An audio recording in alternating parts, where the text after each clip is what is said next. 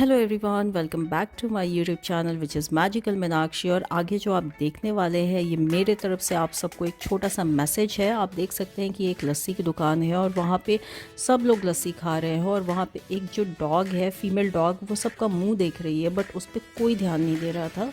फिर मैं यहाँ रुकी और मैंने इसके लिए एक लस्सी ख़रीदा और साइड में ले जाके इसको मैंने खिलाया। और आप देख सकते हैं कि इसकी खुशी का बिल्कुल ठिकाना नहीं है, क्योंकि ये लोग बहुत ही इनोसेंट सोल होते हैं और इन्हें पता नहीं होता है कि पैसा क्या चीज़ होता है, हम कैसे चीज़ों को ख़रीद सकते हैं। तो ये हमारी रिस्पॉन्सिबिलिटी है एज ए ह्यूमन बीइंग कि हम जो भी उस लायक नहीं है कि वो चीज़ों को ख़रीद सके या फिर उन्हें समझ नहीं है, स्पेशली जीव जंतु जो होते हैं या बच्चे होते हैं या बुज़ुर्ग होते हैं, उन्हें हम जितना हो सके उन्हें हमें मदद करनी चाहिए। और सच्ची जो पूजा होती है वो यही होती है, सच्ची मानवता यही होती है।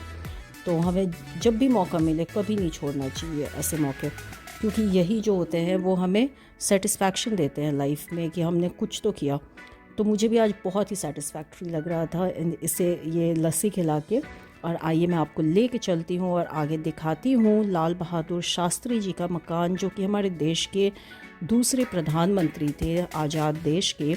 और ये जो छोटा बच्चा है ये मेरा आज का टूर गाइड है, क्योंकि मैंने बहुत जगह सुना था कि रामनगर में ही लाल बहादुर शास्त्री जी का पैतृक निवास है, बट मैं कभी आई नहीं थी इस एरिया में। तो ये जो छोटा बच्चा है इसकी डेडिकेशन मुझे इम्प्रेस कर गई, क्योंकि आप देख सकते हैं कि कितने पीछे मैंने उससे ऐसे कैजुअली पूछा था और वो इसी एरिया का रहने वाला बच्चा है। तो वो मेरे साथ इतनी दूर पीछे आया इंश्योर करने के लिए कि मैं वहाँ पे राइट प्लेस पे पहुँची या नहीं पहुँची। तो आप देख सकते हैं कि पहुँचते पहुँचते मेरे वो पीछे से आ गया और वो मुझे बता रहा है करेक्ट एड्रेस कि ये मकान ही है उनका। कौन सा वाला, कौन सा है बाबू? आ जाओ, बता दो। नाम क्या है तुम्हारा? अच्छा, किस क्लास में पढ़ते हो? 6 में। तो तुम्हारा घर इधर ही है? अच्छा, तो पता है तुम्हें कौन थे ये जिनके घर हम लोग जा रहे हैं? कौन थे ये, बताइए। ये तो ये कौन थे हमारे देश के, पता है आप लोगों को? बहादुर शास्त्री जी हमारे देश के दूसरे प्रधानमंत्री थे। जैसे अभी मोदी जी हैं ना प्रधानमंत्री, प्राइम मिनिस्टर, तो वैसे ही लाल बहादुर शास्त्री जी थे। तो आप लोगों को पता होना चाहिए, ठीक है? चलो, thank you, bye bye bye. तो आपने देखा कि कैसे होते हैं बनारस के लोग, और यहाँ के चाहे बच्चे हो, जवान हो या बूढ़े हो, अगर उन्हें आपको हेल्प करना होता है, स्पेशली छोटे शहर के जो लोग होते हैं, ये चीज़ें अभी भी उनके अंदर है कि अगर उन्हें हेल्प करना है तो फिर वो अपनी जी जान लगा देंगे आपको हेल्प करने के लिए। तो ये सारी चीज़ें आपको छोटे शहरों में ही मिल पाएंगी आज के ज़माने में। और आप देख सकते हैं कि वो अभी भी वहाँ से झांक के देख रहा था कि मैं अंदर जा रही हूँ या नहीं। तो फ़िलहाल अब मैं अंदर आ गई हूँ और यहाँ मुझे मिले ये।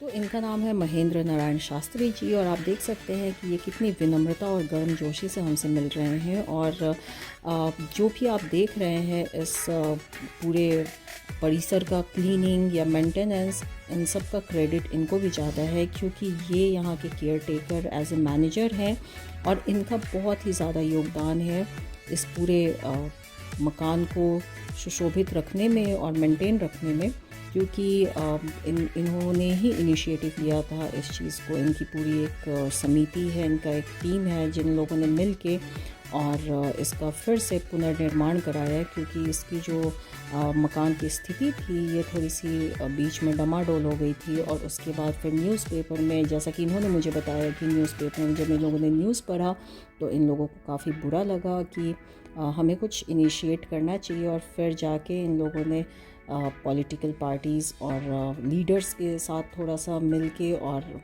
आप जो भी अब अभी देखेंगे ये बिल्कुल मेंटेन कराया गया है लाल बहादुर शास्त्री जी के स्मृति के रूप में। और आप देख सकते हैं कि उनके जीवन से संबंधित जो भी प्रमुख घटनाएं हुई थी वो सारी चीज़ों का यहाँ पे तस्वीर आपको देखने को मिल जाएगा डिस्क्रिप्शन के साथ।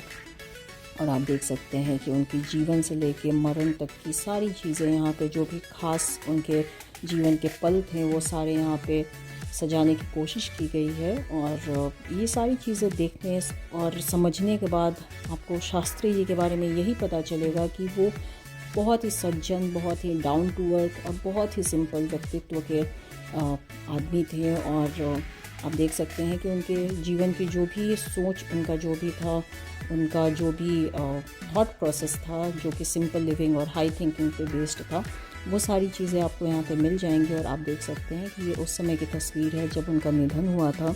उनके निधन को काफ़ी कंट्रोवर्सी मानी जाती है। आप उनके बारे में अगर गूगल पे सर्च करेंगे तो बहुत ही इंटरेस्टिंग चीज़ें उनके बारे में हमें पढ़ने को मिल जाएंगी। और उनका क्या कंट्रीब्यूशन था आज़ादी के बाद हमारे देश का में, वो भी आपको बहुत ही, मैंने भी यहाँ आने के पहले इनके बारे में यहाँ पर सब कुछ पढ़ा था और उसके बाद मैं यहाँ आई थी और मुझे बहुत ही इम्प्रेसिव लगा था। इसलिए मैंने सोचा कि एक बार तो मैं ये ज़रूर दर्शन करूँगी इनके आवास का और यहाँ से कुछ अच्छी सीख मैं लेके जाऊँगी। और आप देख सकते हैं कि ये इनकी बैठक थी, या बैठक यानी कि लिविंग रूम जो आज के ज़माने का होता है।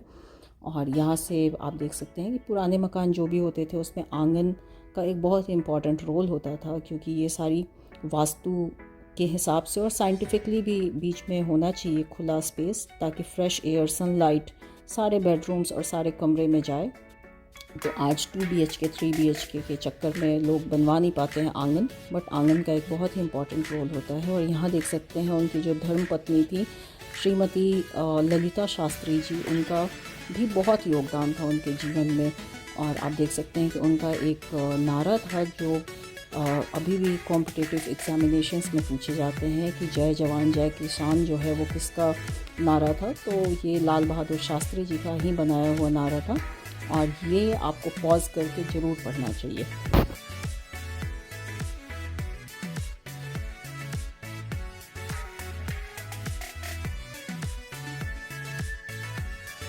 तो ये पढ़ने के बाद आप समझ गए होंगे कि लाल बहादुर शास्त्री जी देश के लिए कितनी समर्पित भाव से सेवा करते थे देश की, और कितनी ईमानदारी थी उनके अंदर। तो अब यहाँ से शुरू होता है उनका जो पुराना मकान था, जो जिसको सिर्फ थोड़ा बहुत मेंटेन कराया गया है, बट जो स्ट्रक्चर है उसको डिस्टर्ब नहीं किया गया है। तो ये रहा उनका बेडरूम, और आप देख सकते हैं कि ये कितना सिंपल है। और इसकी जो फ्लोरिंग है आज भी मिट्टी की ही रखी गई है, जिसको मिट्टी और गोबर के लेप से क्लीन करके मेंटेन करके रखा हुआ है। और यही है इनका बेडरूम। तो आप देख सकते हैं किस लेवल की सादगी के साथ वो अपना जीवन व्यतीत करते थे। और वो हमारे देश के प्रधानमंत्री होने के बावजूद भी उनके अंदर कितनी सादगी थी, ये हम सबके लिए एक सीख लेने की ज़रूरत है। आजकल के ज़माने में कोई अगर छोटा मोटा भी किसी जॉब में चला जाता है तो वो शो ऑफ के चक्कर में पड़ जाता है। और आप देख सकते हैं कि ये हमारे देश के प्रधानमंत्री के रहने का कभी मकान हुआ करता था। तो आप देख सकते हैं कितनी ज़्यादा सादगी के साथ उन्होंने अपना पूरा ज़िंदगी काटा है। और यहाँ से उनके छत पे जाने का रास्ता है, और आप ऊपर देख सकते हैं कि आज भी जो मेंटेन रखा हुआ है वो उनकी सीलिंग वगैरह जो है रूफ टॉप, वो बिल्कुल पुरानी ही डिज़ाइन का है, क्योंकि ऑथेंटिक दिखाने के लिए इसको कोई चेंज नहीं किया गया है बिल्कुल। और यहाँ से वो जो आंगन जहाँ से हम आए थे वो है, और ये जो बाकी के और भी कमरे हैं फर्स्ट फ्लोर पे जिस पे जाना अलाउड नहीं था।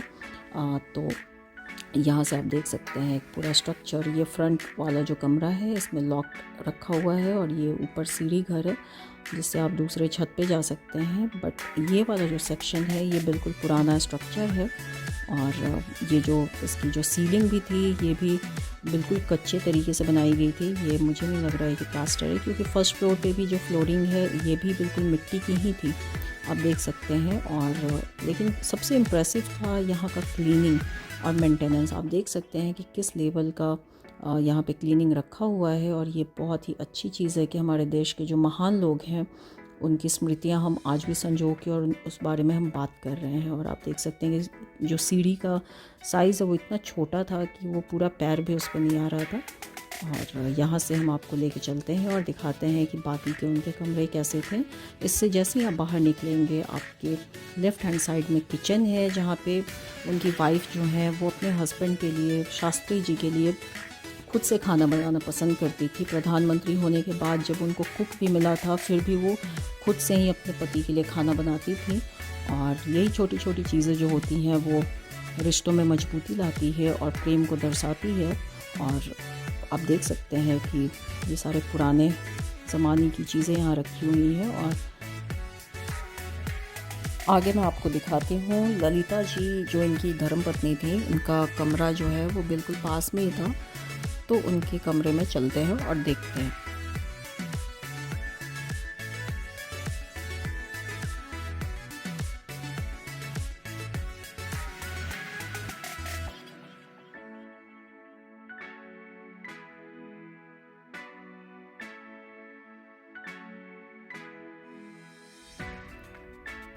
तो ये कमरा था ललिता शास्त्री जी का, जो कि लाल बहादुर शास्त्री जी की धर्मपत्नी थी।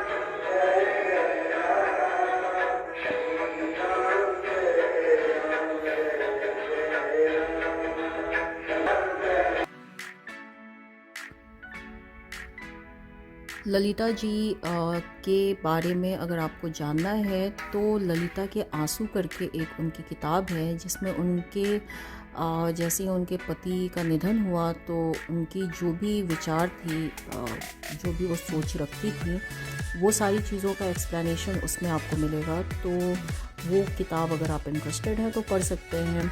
और यहाँ से आप देख सकते हैं कि बस बाहर जाने का वक्त हो गया है। कितना छोटा सा और बहुत ही पॉजिटिव यहाँ वाइब्स आ रही थी इस मकान में। बट यहाँ पे ये जो दरवाजे हैं, यहाँ से जब भी आप यहाँ आते हैं तो be careful, mind your head, क्योंकि वो बहुत ही लो हाइट की है तो आपको चोट ना लग जाए। तो इसलिए जब भी आप बनारस आते हैं तो आप कोशिश कीजिए कि आप लाल बहादुर शास्त्री जी के मकान में आएँ। यहाँ आने के बाद सिर्फ आपको ये मकान नहीं देखने को मिलेगा, आपको आपके अंदर से एक आवाज़ आएगी और आप खुद सोचने पे मजबूर हो जाएंगे कि हमारे देश के प्रधानमंत्री जो हैं वो इतनी सादगी के साथ अगर जी सकते हैं तो फिर हम क्यों नहीं।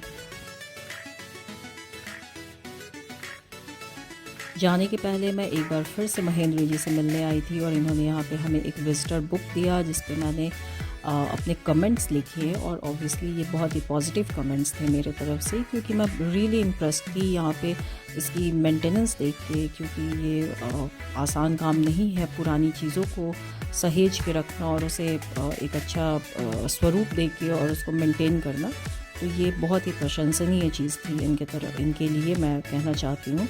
और इसके अलावा हम लोगों ने बहुत देर तक बातें की शास्त्री जी के बारे में और इन्होंने काफ़ी कुछ बताया जो हमें पता नहीं था उनके बारे में पहले से। और ये बहुत ही ज्ञानवर्धक था हम लोगों के लिए। बहुत अच्छा लगा यहाँ आके। मैं तो थोड़ी देर के लिए ब्लैंक हो गई थी, स्पीचलेस हो गई थी ये सारी चीज़ें देख के, कि हमारे देश के प्रधानमंत्री जो हैं वो इस तरीके से भी रह सकते हैं। वो देख के काफ़ी इम्प्रेसिव लगा मुझे। और यही सारी चीज़ें जो होती हैं वो हमारी लाइफ में एक टर्निंग पॉइंट लाती हैं कभी कभी। और हमारी गलतफहमियाँ जो दिमाग में चलती हैं कि बहुत ज़्यादा हाई फाई, बहुत ज़्यादा लग्जरी जो होता है वही हमें खुशी देता है और वही हमें सफल बनाता है, ऐसा कुछ भी नहीं है। जितनी सादगी के साथ आप रहेंगे वो आपको और भी ज़्यादा सुंदरता देता है। तो आप देख सकते हैं कि जाते जाते हम लोग को बहुत अच्छा लगा इनफैक्ट आपस में मिल के। और उम्मीद है कि ये ब्लॉग जो है वो आप लोगों को भी बहुत अच्छा लगा होगा। और मिलते हैं नेक्स्ट ब्लॉग में, तब तक के लिए बाय बाय।